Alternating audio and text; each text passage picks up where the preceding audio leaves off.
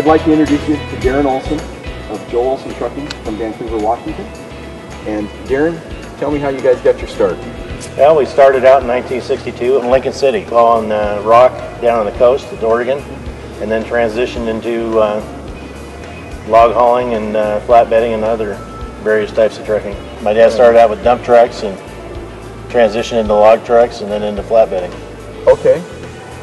Is your dad still involved in the company? Yeah, my mom and dad both are still involved. They've been founded in 1962 and they're both still there every day. You know, my mom comes in a day or two a week and spends an hour or two stirring things up a little bit and goes home. And my dad, he comes in every day probably around 10:30 and stays till 4:30. And does he still get out and grind gears? He doesn't drive so much anymore. Once in a while when a new one comes in, he'll want to get out and test it out a little bit. Oh, right on. Tell me about riding along with Dad in the woods back in the day. Do you think you were a good one?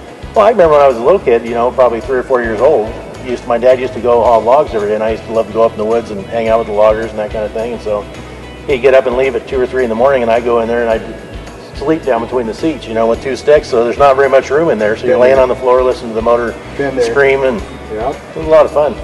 Yeah, I got to ask you, the color red, is that Dad's color? Yeah, you know, we started out with turquoise and white and kind of transitioned into red. Okay. And we got one and kind of took over from there. Okay. Right on.